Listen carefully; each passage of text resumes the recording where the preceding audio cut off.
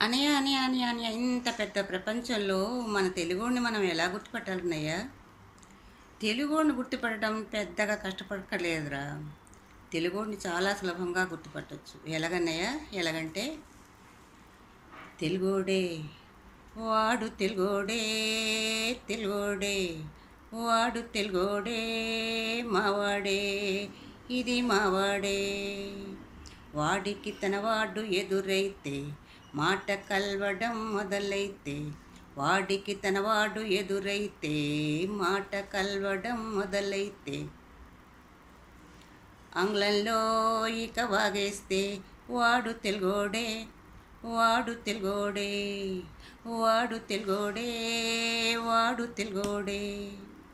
ఉగాది పండుగ రోజున wish you happy new year అంటూ, ఉగాది పండుగ రోజున wish you happy new year అంటూ అందరినీ పలకరిస్తే వాడు తెలుగోడే, వాడు తెలుగోడే, వాడు తెలుగోడే, వాడు తెలుగోడే. అరిటాకు ముందు పరచి తెలుగు భోజనం వడ్డిస్తే, అరిటాకు ముందు పరచి తెలుగు భోజనం వడ్డిస్తే,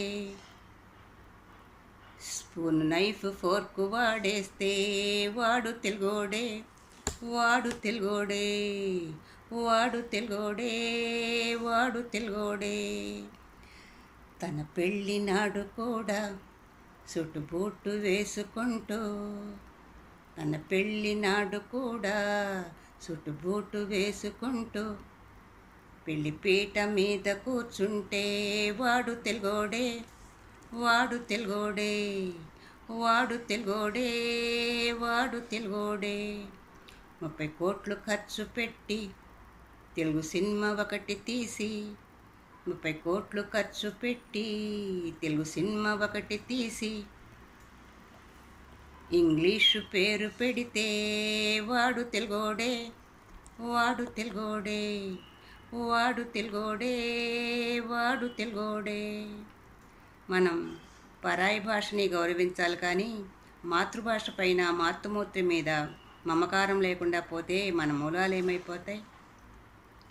సుందర తెలుగంటూ బయటోడు పొగుడుతుంటే రాయిలాగా వినకుంటే వాడు తెలుగోడే, వాడు తెలుగోడే, వాడు తెలుగోడే, వాడు తెలుగోడే.